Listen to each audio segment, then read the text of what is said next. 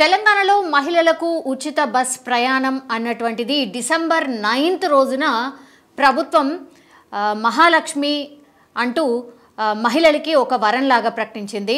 అయితే అప్పటి నుంచి మనందరికీ తెలుసు ఫ్రీ జర్నీని ఎట్లా యూజ్ చేస్తున్నారు అండ్ దాని అబ్జర్వేషన్ కంప్లీట్లీ ఒక 15 రోజుల పాటు ఉండబోతోంది అని రవాణా శాఖ కావచ్చు లేదంటే ఆర్టీసీ ఎండి ఎవరైతే ఉన్నారో సజ్జనార్ కూడా కంప్లీట్గా మేము ఒక అబ్జర్వేషన్ అండ్ దాని రిపోర్ట్ ఎవ్రీథింగ్ తీసుకున్న తర్వాత ఎట్లాంటి డిసిషన్స్ తీసుకోవాలి, మరి నియమ నిబంధనల్లో ఏమైనా మార్పులు చేర్పులు చేయాలా, ఇట్లాంటి విషయాలు కూడా మాట్లాడిన విషయం మనందరికీ తెలిసిందే. అయితే ఇది ఫ్రీ బస్ జర్నీకి సంబంధించిన బిగ్ అప్డేట్ అని చెప్పొచ్చు. ఎందుకంటే ఫ్రీ బస్ జర్నీ ద్వారా మనందరికీ తెలుసు ఆర్టీసీ కార్పొరేషన్గా ఉన్నప్పుడు చాలా మిగతావి కూడా ప్రైవేట్ బస్సెస్ కూడా చాలా పెద్ద ఎత్తున నడుస్తున్నాయి. అందులో భాగంగా ప్రైవేట్ బస్ ఓనర్స్ ఎవరైతే ఉన్నారో వాళ్ళు ఒక రకంగా ఆర్టీసీకి షాక్ ఇచ్చారు అని చెప్పొచ్చు, లేదంటే ప్రభుత్వానికి ఒక షాకింగ్ న్యూస్ అని కూడా చెప్పొచ్చు. ఎందుకంటే వాళ్ళు ఒక అల్టిమేటం జారీ చేశారు.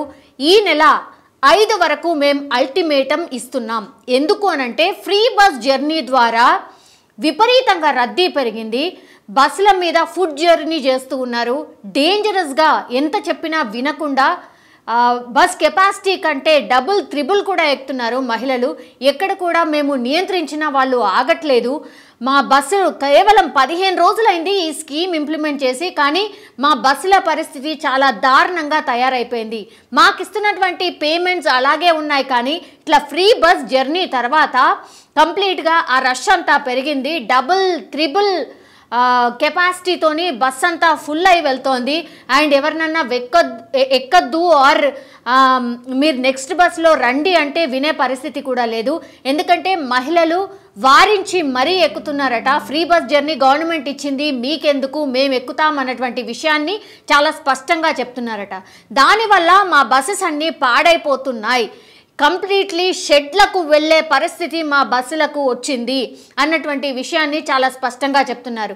ఈ విషయాన్ని ఫ్రీ బస్ జర్నీ ఎప్పుడైతే స్టార్ట్ అయిందో బస్ ఓనర్స్ ఎవరైతే ప్రైవేట్ బస్ ఓనర్స్ ఎవరైతే ఉన్నారో వాళ్ళందరూ కూడా ప్రభుత్వం దృష్టికి తీసుకెళ్లారు. ఆర్టీసీ ఎండి సజ్జనార్ గారి దృష్టికి తీసుకువెళ్లారు. మేము చూస్తున్నాం, దీనికి సంబంధించి పూర్తిగా ఒక నివేదిక తయారు చేస్తున్నాం, దానికి తగ్గట్టుగా మేము గవర్నమెంట్తో కూడా మాట్లాడబోతున్నాం అన్నటువంటి విషయాన్ని ప్రైవేట్ బస్ ఓనర్స్కి కూడా చెప్తున్నారట. కానీ ఇప్పుడు వాళ్ళు వినే పరిస్థితి లేదు. ఎందుకంటే రాబోయేది పండుగల సీజన్, సంక్రాంతికి సంబంధించిన పండుగ రాబోతోంది. చాలామంది సెలవుల కోసం బస్సులు ఎక్కి వెళ్తూ ఉంటారు కాబట్టి ఆ కెపాసిటీ ఇంకా దారుణంగా ఉండబోతోంది. బస్సులో ఎక్కించుకోలేని పరిస్థితి.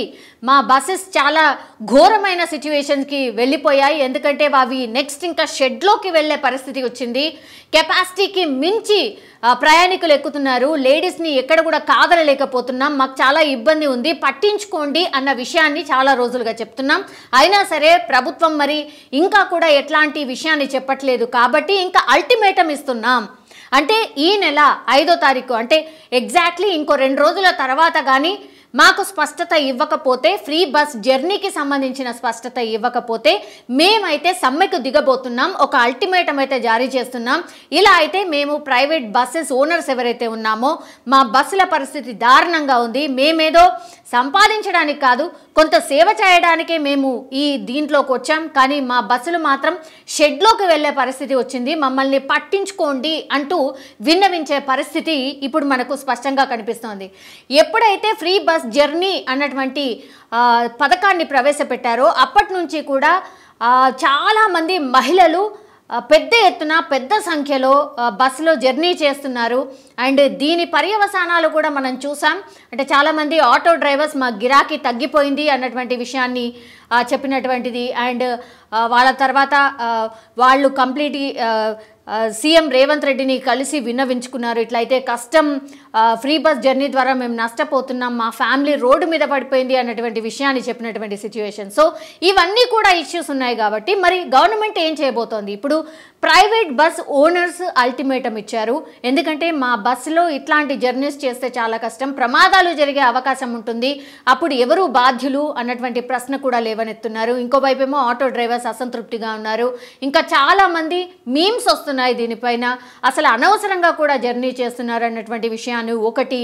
అండ్ దాని తర్వాత మగవాళ్ళైతే మేము టికెట్ కొని డబ్బులు పెట్టి నిల్చోవాల్సిన పరిస్థితి వచ్చింది, స్పెషల్గా ఓన్లీ లేడీస్ బస్సెస్ నడపండి అన్నటువంటి విషయాన్ని చెప్తున్నారు.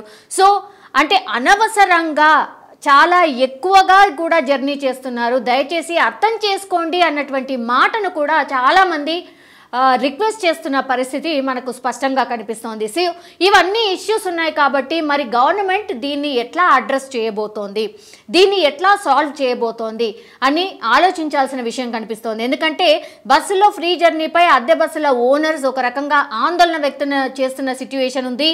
ఈ నెల 5 నుంచి మేము సమ్మెకు దిగబోతున్నాం, ఖచ్చితంగా మేము ఏవైతే అడుగుతున్నామో అంటే కెపాసిటీకి మించి ఎక్కుతున్నారు, ప్రమాదాలు జరిగే అవకాశం ఉంటుంది, మా బస్సులు షెడ్లకు వెళ్ళే పరిస్థితి వచ్చింది అన్నటువంటి మాటను చాలా స్పష్టంగా చెప్తున్నారు, గవర్నమెంట్కి కూడా చెప్తున్నటువంటి పరిస్థితి. సో రద్దీ కారణంగా బస్సులు పాడవుతున్నాయని ఆందోళన వ్యక్తం చేస్తున్నారు. ఎక్కువ మంది ఎక్కడంతో ప్రమాదాలు కూడా జరిగే అవకాశం ఉంటుంది. ఉచిత బస్సు స్కీమ్ విషయంలో నిర్ణయం తీసుకోవాలి. అంటే ఈ ఉచిత బస్సు జర్నీ ఏదైతే ఉందో మరి ఆర్టీసీ ఓన్లీ ఆర్టీసీకి సంబంధించిన బస్సెస్కి మాత్రమే వర్తింపజేయబోతున్నారా, ఈ ప్రైవేట్ బస్సులకు ఉండదని చెప్పబోతున్నారా, మరి దీనికి సొల్యూషన్ ఏంటి అనేది ఆలోచించాలి అని రిక్వెస్ట్ చేస్తూ ఉన్నారు.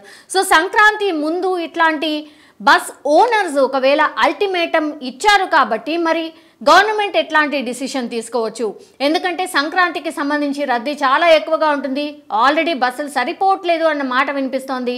మొన్ననే 1050 బస్సులు కూడా ప్రభుత్వం ఏర్పాటు చేసింది, స్టార్ట్ చేసింది, అయినా కూడా సరిపోలేని సిచ్యువేషన్ ఉంది. కాబట్టి ఇంకా ఫర్దర్గా కూడా మేము బస్సులు పెంచుతామన్న ప్రామిస్ చేసింది ప్రభుత్వం. కానీ ఇప్పుడైతే ఎవరైతే ప్రైవేట్ బస్ ఓనర్స్ ఉన్నారో వాళ్ళైతే గవర్నమెంట్కి ఒక అల్టిమేటం ఇచ్చారు, మాకు ఇవన్నీ ప్రాబ్లమ్స్ ఉన్నాయి, ఇవి సాల్వ్ చేయండి, దాని తర్వాతనే మేము నడిపిస్తాము అన్నటువంటి మాటను స్పష్టం చేస్తున్నారు. మరి ఫ్రీ బస్ జర్నీపై ఏమైనా రివ్యూ చేయబోతోందా సర్కార్?